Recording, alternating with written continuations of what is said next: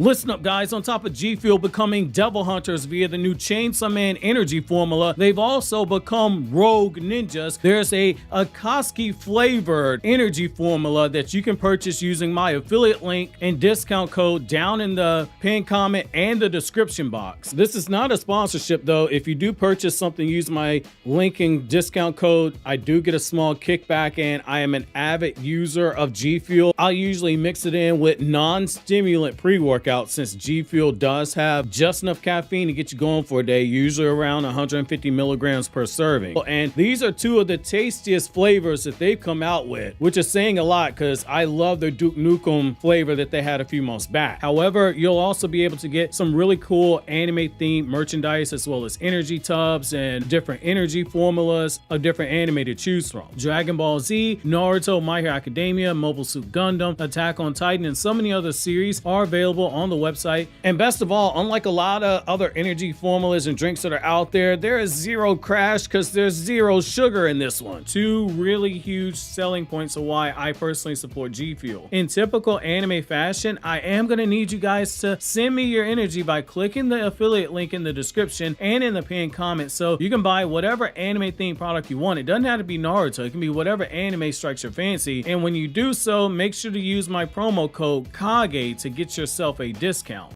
Yo, what's going on, everybody? It's your boy Naruto Explain here, bringing you guys another Boruto 2 Blue Vortex discussion. Today, I want to talk to you guys about Yodo, in particular, why she stands a chance, just like Arya, to have a second hidden power that makes her useful in the battles that are heating up in the upcoming manga chapter of 2 Blue Vortex, now that Ryu has begun to fight and Matsuri has gotten into a jealous rage over Konohamaru. As fans, we all wonder why Yodo and Araya were picked by Kashin Koji to be part of this team in the Land of Wind. After all, power-wise, they're not necessarily strong enough to compete, because if it was just something as simple as leading the way to where Gaara had been sealed away, that could have been handled by them just mapping out a path to the cave. But as we saw with Araya's sword, there was another reason for them being there, with Araya in particular specifically having a power to counter Ryu via his sword. And it makes you wonder just what Yodo's purpose is, and if she has something that will aid against Ryu or Matsuri. Join me in today's newest Naruto Explained video, where we take a look at what Yodo's secondary power might be, using a combination of science, Shintoism, and Buddhism to build on what we currently know about the character and how this secondary power might work against either Matsuri or Ryu.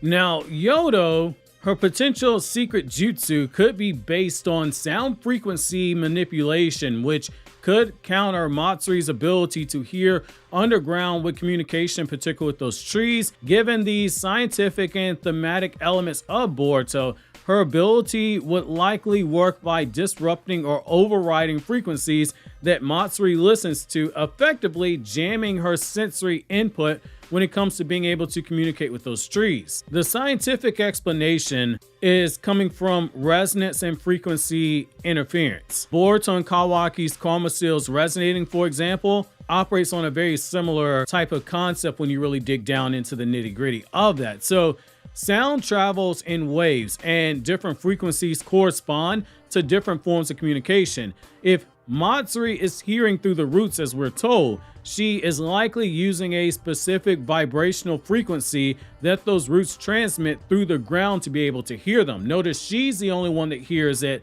and not necessarily Ryu being able to hear it. Yodo could create an opposing or a stronger frequency that cancels out or drowns out Matsuri's ability to detect these vibrations. After all, she has those sensitive ears, and she heard Matsuri say she could hear what the roots are saying underground. This is very similar to active noise canceling technology, which generates sound waves that are the inverse of external noise to neutralize it. You also have infrasound versus ultrasound disruption. Matsuri's ability might function very similar to how elephants and other animals communicate through low frequency infrasound that can travel underground. Yodo, on the other hand, with her control over high frequency sonic booms like we saw in the anime version of the tuning exams, might be able to override or disrupt Matsuri's connection to these roots, effectively muting her ability to hear through them. You also have vibrational shockwaves and tree root communication to look at. So trees use networks, basically the fungal root systems, to communicate chemically and pass through sound waves underground. So here's the thing. So trees, their roots in particular, they have sensory capabilities that allow them to detect and respond to their environment. This includes chemical sensing, sensing gravity, sensing vibrations like Yodo sound. Chemical sensing, that's where like they have like the chemical compounds in the air and from their roots.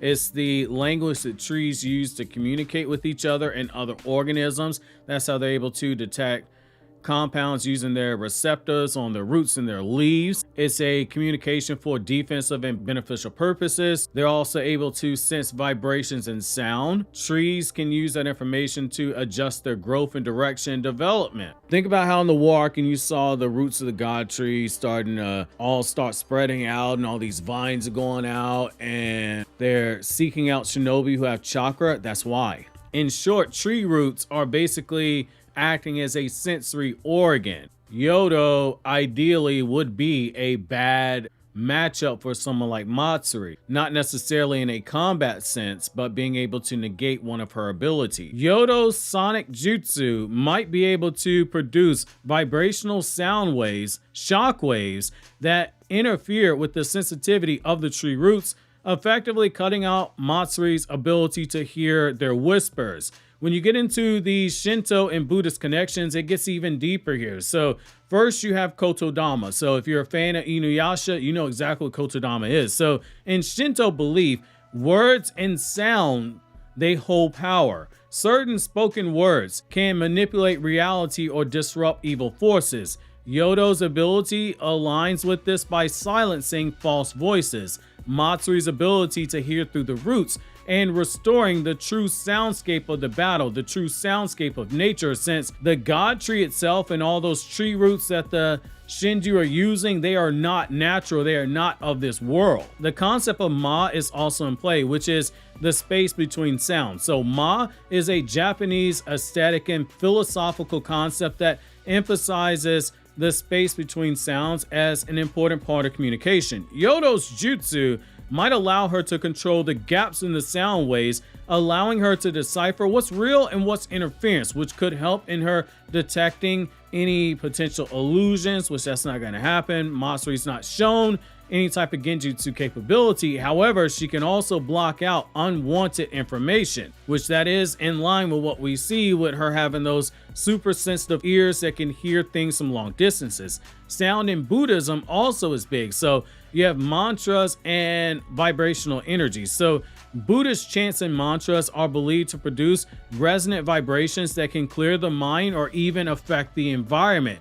Yodo's jutsu could harness sacred sound frequencies to override Matsuri's ability to communicate with the roots, acting as a sonic purification technique that drowns out unneeded noise or potentially affects those tree roots that Matsuri's listening to. The possible secret techniques for Yodo, it could come from the form of harmonic disruption, Opano Rancho, which basically that will be a jutsu that allows Yodo to emit a special sound wave that is tuned to disrupt specific sensory frequencies, preventing Matsuri from hearing the voices underground via the tree roots.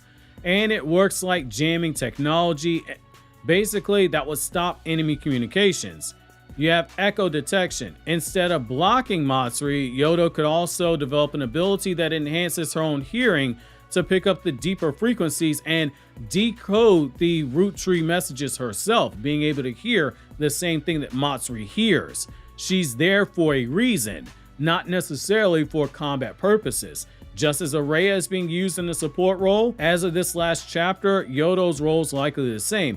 This would allow her to become a sensor type ninja using echolation as a possible way to counter Matsuri. Ninja use deception, and this would allow her to deceive Matsuri and hear what she needs to hear. You also have the potential of resonance overload, a powerful offensive ability where Yodo could match the frequency of an enemy technique and overload it, could cause it to break apart, in particular cause the roots underground to break apart. If Matsuri's ability to hear all those roots on the ground relies on vibrational frequencies, Yoda could amplify them to extremely dangerous levels, which would cause that disorientation and eventual disruption. Now, how this would work on Matsuri in a battle setting, that's where it gets even more interesting. So again, if Matsuri relies on listening through the roots to track enemy movement or to control the terrain, potentially similar to, say, wood release, in particular some forms of wood release jutsu, then Yoda using a harmonic disruption, it could jam her ability to hear and potentially use those tree roots. If Matsuri is using a low frequency underground vibration, then Yoda could use ultrasonic bursts to counteract and mute her sensory input. And as we saw in the anime version of the Chunin exams, that's very similar to that shockwave jutsu that she used on Shikadai. So if Matsuri's trying to manipulate the terrain based on the underground sound via those roots, then Yoda could direct and redirect those vibrations to manipulate the environment herself, or at the very least cancel it out, making her the ultimate support ninja, which is going to be mostly what you want, because at the end of the day, Kashin Koji, he's sitting in that hideout of his, that snake hole basically. He's watching all these future outcomes take place, and he's writing down notes and comparing stuff and saying this will make more sense and this person with this team. And it's at one of these future outcomes that he's seen, the one that we're seeing play out right now, that he's seen something that means that Matsuri is able to contribute in a meaningful way.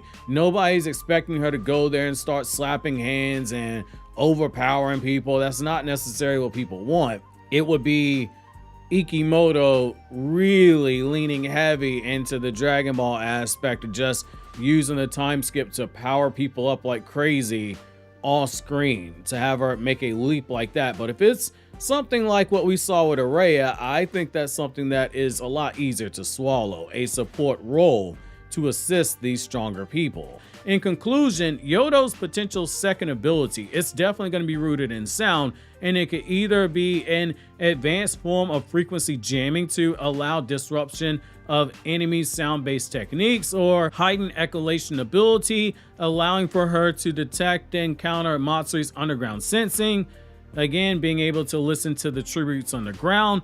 Her powers, they could be based on real-world sound wave interference while also connecting to Shinto and Buddhist themes in regards to sound as a purifying form or a reality-shaping type of a force. If you enjoyed this video, obviously consider subscribing and clicking here on the left to check out more videos from Naruto Explained, or clicking over here on the right to check out videos from my Anime Explained channel, where I talk about non-Naruto content in the form of video essays, lore videos, chapter reviews, explained videos, and so much more.